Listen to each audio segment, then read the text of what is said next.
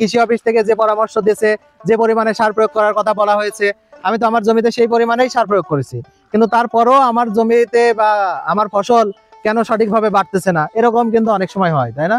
তো সেই ক্ষেত্রে কেন হয় সেটা যদি খুঁজতে যাই, তো আমরা দেখতে পারি যে আমরা যে সারটা ব্যবহার করেছি সেই সারটা আসলে আসল সার কিনা, সেই সারে কোনো ভেজাল ছিল কিনা, এটাকে আমরা কি জানতে পারছি কিনা, বা এটা আমরা জানি কিনা, এটা আমরা বুঝি কিনা, এটা কি আমাদের জানার প্রয়োজন না বলেন? যে আমরা যে সারটা আমাদের জমিতে নিয়মিত ব্যবহার করতেছি, আমাদের ফসলের খাদ্য হিসাবে ব্যবহার করতেছি, কারণ এই সারটার মধ্যে যদি ভেজাল থাকে তাহলে কি আমাদের ফসল সঠিকভাবে বেড়ে উঠবে, আমাদের ফসলের উৎপাদন ঠিকভাবে হবে, আমরা কাঙ্ক্ষিত ফলনের লক্ষ্যে পৌঁছাতে পারবো? কখনোই কিন্তু পারবো না।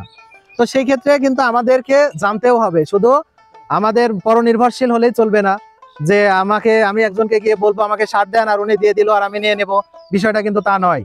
আমাকেও কিন্তু জানতে হবে যে আমি যে সারটা ক্রয় করতেছি সেই সারটা আসল কিনা, সেই সারের মধ্যে কোনো ভেজাল আছে কিনা, এটা আমাকে চিনতে হবে না? তো এখন আমরা আপনাদেরকে এই ছোট্ট একটা মানে খুবই প্রয়োজনীয় জ্ঞান, যেটা সবসময় আপনাদের কাজে লাগবে, যেটা সবসময় আপনারা মাঠ পর্যায়ে ব্যবহার করেন, তো এই সম্পর্কে আপনাদেরকে জানানোর চেষ্টা করব যে আমরা কিভাবে ভেজাল সারটা চিনতে পারবো, জানতে পারবো যে এই সারটা আসল কি ভেজাল। তো এটা আমাদের জানা দরকার না? তো ঠিক আছে, চলেন আমরা তাহলে দেখি যে কিভাবে আমরা ভেজাল সার চিনবো। তো প্রথমে যদি আসি তাহলে আমরা আসবো ইউরিয়া সার। আমরা নাম শুনছি, আমরা ব্যবহার করি, সব থেকে বেশি ব্যবহার করি, তাই না? তো যে ব্যবহার করি সেটা হচ্ছে যে এই ইউরিয়া সারটা ভেজাল কিনা এটা আমাকে আগে চিনতে হবে। আমি দোকানে গেলাম, আমাকে ইউরিয়া সার বললো 5 কেজি দেন, আমাকে মেপে দিল আর আমি নিয়ে চলে আসলাম, এসে আমার ফসলে ব্যবহার করলাম, কিন্তু কোনো কাজ হলো না। কিন্তু সেটা ভেজাল আছে কিনা সেটা কিন্তু আমাকে দোকান থেকেই চিনতে হবে, তাই না?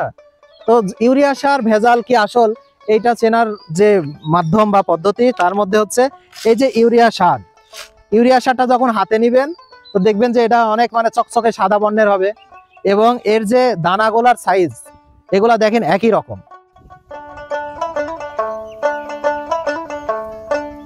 ইউরিয়া সারটা যখন আসল সার হবে, ভালো সার হবে, তখন এই সারের দানাগুলা হবে কিন্তু এক সাইজের মতো এবং কালারটা হবে উজ্জ্বল চকচকা, তাই না? এই ইউরিয়া সারের মধ্যে কাঁচের গুঁড়া ব্যবহার করবে, বুঝতে পারছেন? কাঁচের গুঁড়া ব্যবহার করবে এবং লবণ ব্যবহার করে ইউরিয়া সার ভেজাল করে। তো ইউরিয়া সার যখন আমরা কিনতে যাব, আমরা ইউরিয়া সার আসল কিনা দেখার জন্য ইয়ে করব, যে বস্তা থাকে না, বস্তার মধ্যে আমরা একটু হাতটা ঢুকাই দেব, সমস্যা আছে? আমরা খালি হাতেই একটু হাতটা ঢুকাই দিলাম, হাতটা ঢুকালে দেখবো যে আমার ঠান্ডা অনুভূত হচ্ছে কিনা। যদি আমি দেখি যে না ঠান্ডা অনুভূত হচ্ছে, তাহলে কিন্তু সেটা আসল সার হবে। এছাড়াও আমরা কিছু পরীক্ষার মাধ্যমে দেখতে পারবো যে আসল ইউরিয়া সার কেমন হয়। তো আসল ইউরিয়া সার মানে এটা আসল কিনা এটা জানার জন্য আমরা কিছু পরীক্ষার মাধ্যমে দেখতে পারবো যে আমরা প্রথমে স্বচ্ছ হাফ গ্লাস বা 1 গ্লাসের একটু কম পানি নেব। পানি নিয়ে তার মধ্যে 1 চা চামচ পরিমাণে ইউরিয়া সার, আমরা এই যে পানির মধ্যে 1 চা চামচ পরিমাণে ইউরিয়া সার দিয়ে দেব। এই যে আমরা দিয়ে দিলাম, তাই না? এখন এটা আমরা গোলাবো। এই সারটা ইউরিয়া সার যদি আসল হয় তাহলে কি এটা কি দ্রুত গলে যাবে না? ইউরিয়া সার দ্রুত গলে যায় না পানিতে, পানির সংস্পর্শে আসলে কিন্তু এই সার গলে যাবে, তাই না? এই যে দেখেন গলা শুরু হয়ে গেছে, 1 থেকে 1.5 মিনিটের মধ্যে গলে যাবে। তো 1 থেকে 1.5 মিনিট সময় কি লাগছে? এটা দেখেন যে সম্পূর্ণ কিন্তু প্রায় গলে গেছে, এবং যে আমরা গোলাবো, গোলানোর পরে কিন্তু নিচে কোনো অবশিষ্ট কিছু থাকবে না, সম্পূর্ণটাই আমার পানির সঙ্গে মিশে যাবে। যদি দেখি যে এর মধ্যে মানে নিচে কিছু জমা হচ্ছে, তাহলে কিন্তু আমরা বুঝবো যে এটা আসল সার না, তাই না? এই যে দেখেন এর নিচে আর কিছু আছে, একদম স্বচ্ছ দেখা যাচ্ছে না, কোনো রং আসছে? কোনো কিছুই কিন্তু আসেনি। এবার দেখেন যে এই পানিটা একটু গ্লাসে হাত দেন, গ্লাসে হাত দেন, গ্লাসে হাত দিয়ে কি মনে হবে বলেন তো? এই যে হ্যাঁ, মনে হবে যে খুবই ঠান্ডা। দেখেন যে এই পানিটা কিন্তু খুবই ঠান্ডা মনে হচ্ছে। দেখেন ইউরিয়া পানিতে মেশানোর পরে সেই পানিটা ঠান্ডা হয়ে যায়, দেখেন ঠান্ডা হচ্ছে না? তাহলে এখন যদি আপনারাও বলি যে বাজার থেকে ভাইরা যখন সার বাড়িতে নিয়ে আসবে, আমরাও কিন্তু বাড়িতে আপনারা এখন পরীক্ষা করে দেখতে পারবেন না যে এইটা হচ্ছে আসল কি নকল, এটা কিন্তু আপনারা দেখতে পারবেন, তাই না? এই যে কি হবে তাহলে দেখেন স্বচ্ছ তরল হয়ে গেছে এবং গ্লাসের পানিটা আগে যে অবস্থায় ছিল তার থেকে তুলনামূলক বেশি ঠান্ডা হয়ে গেছে। তাহলে যদি এই অবস্থা আসে তাহলে আমরা বুঝতে পারবো যে এটা আসল ইউরিয়া সার। তো এটা গেল একটা মাধ্যম, আরো কিন্তু ভাবে পরীক্ষা করা যায়। এখন যদি আমরা এই যে ইউরিয়া সার, এই ইউরিয়া সারকে যদি আমরা মুখের মধ্যে দিই, একটা সার যদি আমরা জিহ্বার উপরে দিই, তাহলে কি হবে? এটাতে কিন্তু কোনো স্বাদ পাওয়া যাবে না। কিন্তু যদি ভেজাল লবণ মিশাই তাহলে কি আমরা লবণের স্বাদ পাবো না? তাহলে আমরা বুঝতে পারবো না এটা আসল কি নকল। বলতেছি না, আপনি আবার মানে খেয়ে দেখেন না যেন, হ্যাঁ, মানে জাস্ট শুধু পরখ করা। এবং এটা জিভার উপর দিলে পারে কি হবে, এটা কিন্তু ঠান্ডা অনুভূত হবে, কোনো স্বাদ পাওয়া যাবে না, তাহলে সেটা আসল ইউরিয়া সার। তো আরো একটা মাধ্যমে আমরা দেখতে পারবো যে ইউরিয়া সার আসল কি নকল।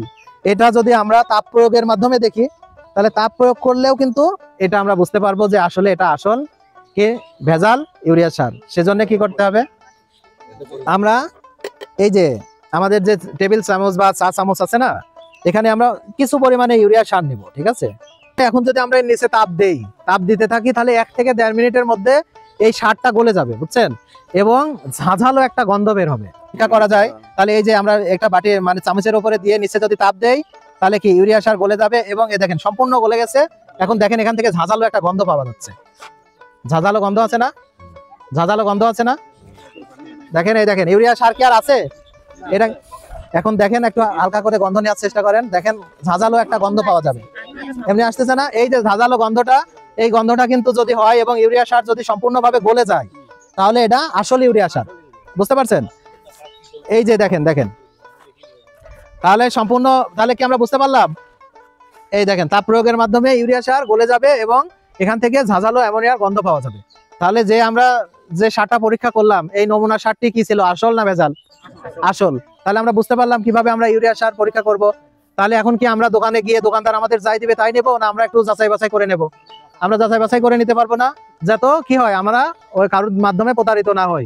আমরা যে ভালো মানের সার বা যে ভালো মানের পণ্যটা যেন আমরা সঠিকভাবে ক্রয় করতে পারি, তাই না।